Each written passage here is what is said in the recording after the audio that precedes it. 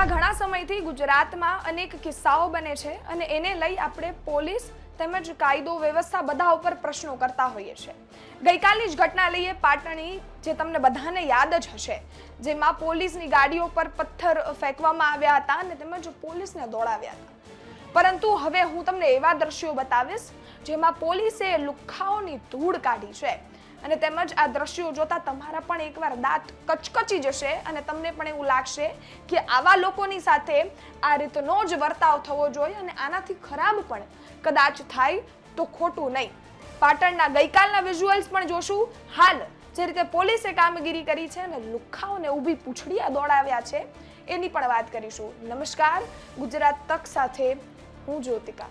ગઈકાલનો કિસ્સો તમને બધાને યાદ હશે, પાટણનો એક કિસ્સો જેમાં લુખ્ખાઓ એક ફાર્મ હાઉસમાં બેફામ રીતે પહોંચ્યા હતા અને તેમજ ત્યાં જઈ અને તેમના હથિયારો લઈ અને ત્યાં એક ખરાબ રીતની વસ્તુઓ કરી રહ્યા હતા અને તેમજ પોલીસ ત્યાં પહોંચતા પોલીસની ગાડી ઉપર પથ્થર ફેંક્યા અને તેમજ તેમને પણ એ હથિયારોથી ડરાવી ધમકાવી અને ત્યાંથી ભગાડવાનો પ્રયત્ન કર્યો ને એ વિઝ્યુઅલ્સ તમે બાજુમાં સ્ક્રીન પર જોઈ રહ્યા છો સીસીટીવી, જેમાં પોલીસ દોડી અને કદાચ ભાગી પણ ગઈ હશે। ત્યારબાદ અનેક સવાલો ઉઠ્યા।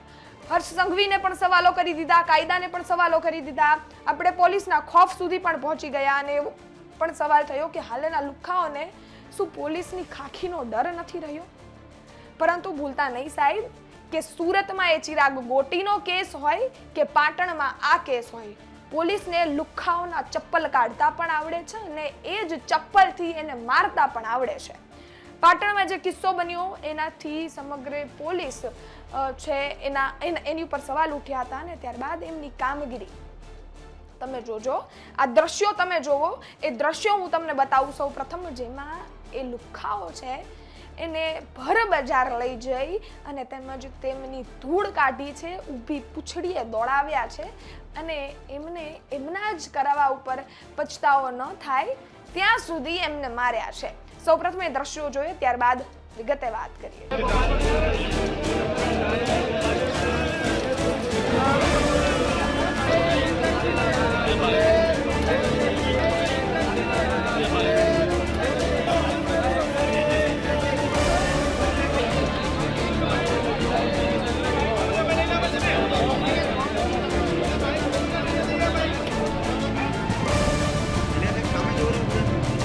આપણે જોયા એ દ્રશ્યો, આ ગઈકાલની જ ઘટના પાટણની જે સીસીટીવી સામે આવ્યા હતા એમાં આપણે સવાલો ઊભા કર્યા હતા, એની પોલીસની કામગીરી છે।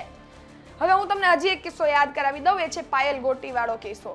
એમાં પણ અનેક તર્ક વિતર્ક ઊભા થયા હતા, અનેક સવાલો ઊભા થયા હતા, પરંતુ એમાં પણ પોલીસે બરાબરના બધા લુખ્ખાઓને ગચકાવ્યા હતા।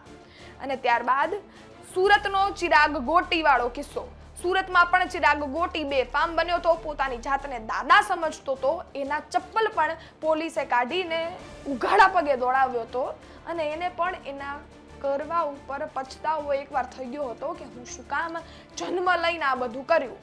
ત્યારબાદ આ પાટણનો કિસ્સો તમે જોઈ લેજો અને અનેક કિસ્સાઓ હમણાં છેલ્લા ઘણા સમયથી પોલીસ પર હુમલાના પણ સામે આવે છે। તો આ બધા જ લુખ્ખાઓ જે બેફામ બન્યા છે ને, કહેવાનું ખાલી એટલું જ કે તમે તમારી હદમાં રહેજો, બાકી પોલીસ જ્યાં સુધી કામ કરે છે શાંતિથી વિનમ્રતાથી અને એમનો ફરજ સમજી અને અદા કરે છે તમારી મદદ માટે એ 24 કલાક અને એમની ઉપર આખી રાત, એમના ફેસ્ટિવલ્સ, એમનો પરિવાર બધું ત્યાગી અને તમારી માટે હોય ને, તો આ બધા જ જે પણ તમે લુખ્ખાગીરી કરતા હો ને એ પોલીસની સામે નહીં કરવાની। બાકી પોલીસને મારતા પણ આવડે છે અને દોડાવતા પણ આવડે છે, એના કિસ્સાઓ મેં તમને કહી દીધા।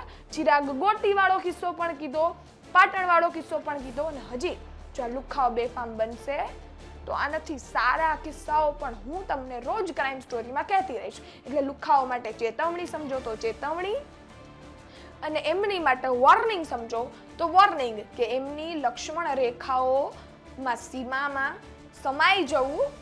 બાકી પોલીસને એ લક્ષ્મણ રેખા પૂછી અને એની ઈર્દ ગિર્દ એક ખાનું બનાવતા આવડે છે અને એમાં જ એને રહેવું પડશે।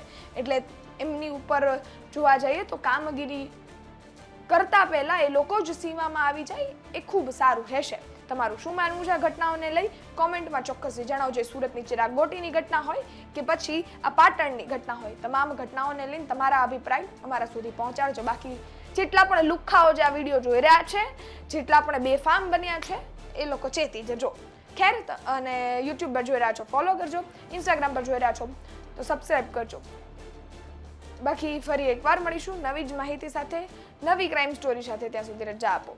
જય હિન્દ, જય ભારત.